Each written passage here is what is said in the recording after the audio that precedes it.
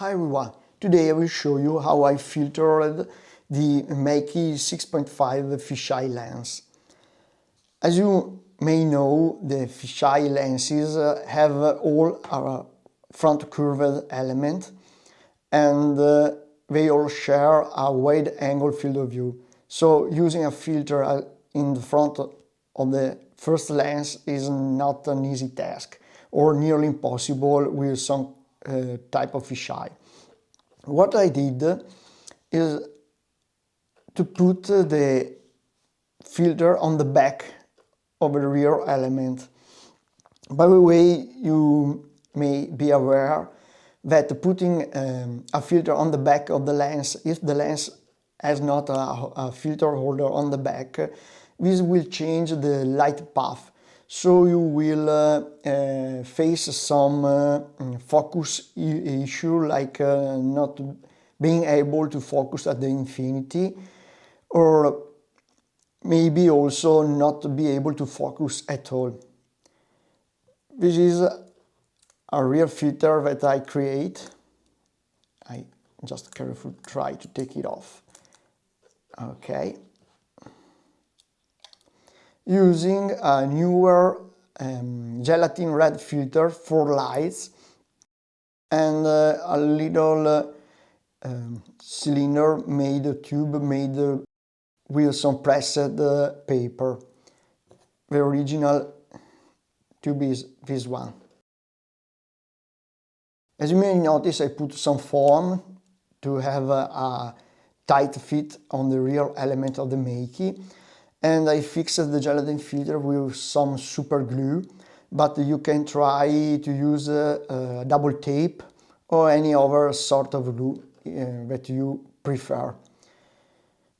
It's not very easy to put the gelatin filter straight, but if you are shooting with the infrared camera or full spectrum camera as the Fuji X-E3i modified, you will not notice any issue on the final image. I also used a pencil to put some black on the inside of the adapter and also on the edges, but to be honest, it's not needed since I didn't notice any difference on image quality. The filter is very easy to put inside the lens and also to take it off. You need just to do like this and press it inside. If you want to do this kind of filter holder, you can use a tube paper like mine, or you can find a small bottle cap like this. This one, it was my first version of the filter and was quite good, I think. Maybe it's just a little better to take it off, just a little easier to take it off, sorry. The dimensions are 23 of diameter, of inside diameter, 25 of the outside diameter. The only thing that's wrong on this version is the height, that is 7 millimeters, and I suggest you to use something around 4 or 5 millimeters, so it will fit better on the back of the lens. You can see clearly that is exactly inside the bayonet mount, so you cannot scratch the inside of your camera. And this tube is about 32 and 25 diameters. 25 is for the inside diameters and 35 is for the outside diameters. And I cut it at about 4 millimeters. This is the widest you can use as an external diameter, since if you go wider, you will hit the body contacts down there. And if you go deeper than 4 or 5 millimeters, you can easily scratch the inside of the camera like I did here. You will not damage the camera, but it's not so good. Right now you can see it's very easy to put it. And the image of the camera looks like this. Right now I have a custom white balance, but it is for outside light, not for the artificial light right now. So this is a very good solution in my opinion, cheap, very cheap, since the newer filter, gelatin filter are very cheap. This is the filter I bought. I suggest that you buy smaller size paper of this filter, since they arrived already with some scratches that you will not see on the final image if you use infrared or full spectrum camera like mine. But since you can use it also on standard non-modified camera for black and white, this will create some scratches on the image.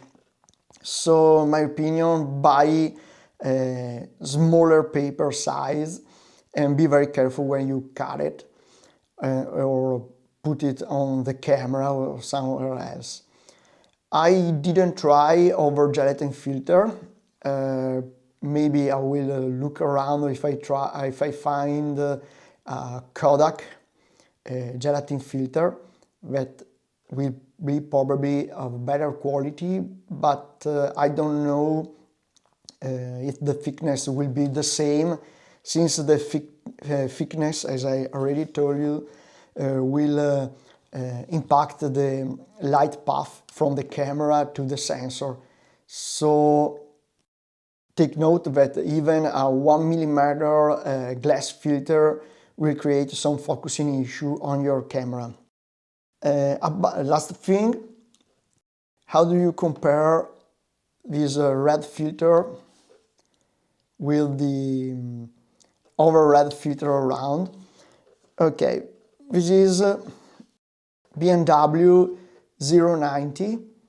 There's something similar to the Hoya 25A, or nearly the same filter. And this is the B&W 091 filter. Is a 8-factor red filter, so is a dark red.